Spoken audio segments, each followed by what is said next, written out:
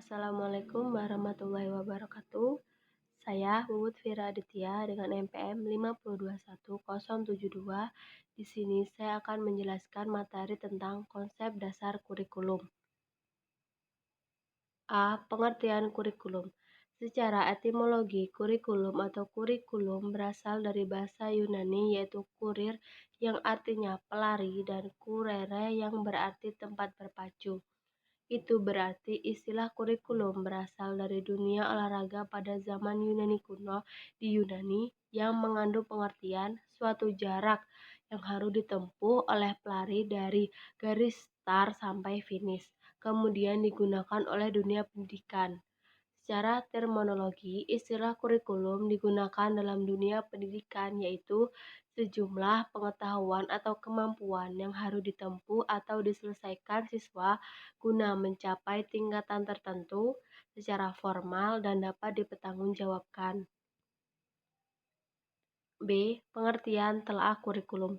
Telaah kurikulum merupakan seperangkat rencana dan pengaturan tentang kompetensi dan hasil belajar yang harus dicapai siswa, penilaian, kegiatan belajar mengajar, dan pemberdayaan sumber daya pendidikan dalam pengembangan kurikulum sekolah.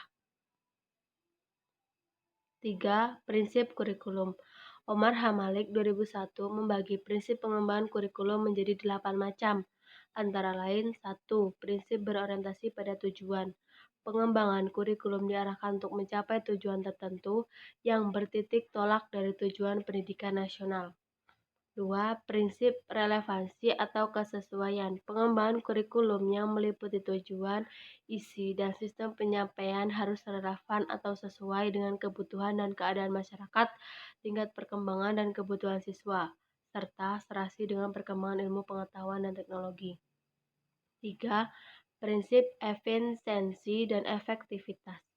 Pengembangan kurikulum harus mempertimbangkan segi efisien dan pemberdayaguna dana, waktu, tenaga, dan sumber-sumber yang tersedia agar dapat mencapai hasil yang optimal. 4. Prinsip fleksibilitas. Kurikulum yang luas, mudah disesuaikan, diubah, dilengkapi, atau dikurangi berdasarkan tuntutan dan keadaan ekosistem dan kemampuan setempat, jadi tidak statis atau kaku. 5.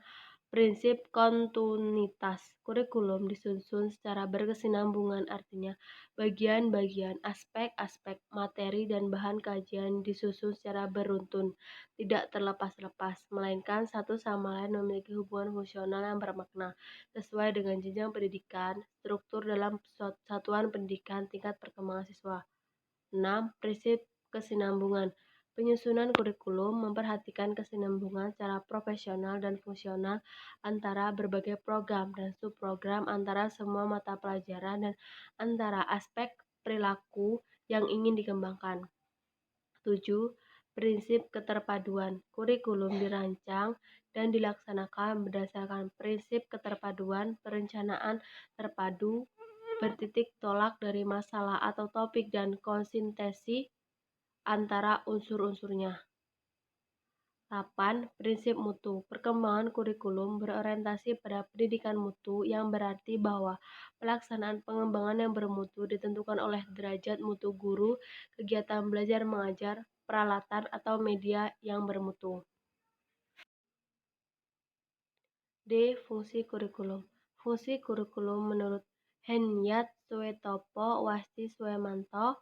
1. Kurikulum berfungsi sebagai media untuk mencapai tujuan-tujuan pendidikan yang ingin dicapai. 2.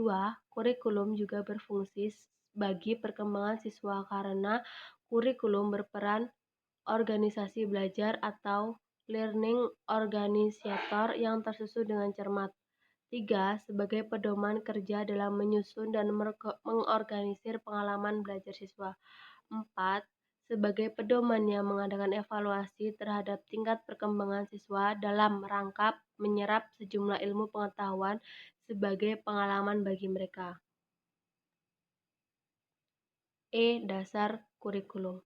1. Dasar religius. Dasar yang ditetapkan berdasarkan nilai-nilai ilahi yang terkandung dalam Al-Quran, Sunnah, karena dua kitab tersebut merupakan nilai kebenaran yang universal, abadi, dan bersifat futuristik. 2. Dasar falsafah. Dasar ini memberi arah dan kompas tujuan pendidikan dengan dasar filosofis sehingga disusun kurikulum mengandung suatu kebenaran, terutama kebenaran di bidang nilai-nilai sebagai pandangan hidup yang diyakini dari suatu kebenaran. 3. Dasar psikologis. Dasar ini mempertimbangkan tahapan psikis anak didik yang berkaitan dengan perkembangan jasmaniah, kematangan bakat jasmani, intelektual, bahasa, emosi, sosial, kebutuhan dan keinginan individu, minat, dan kecakapan.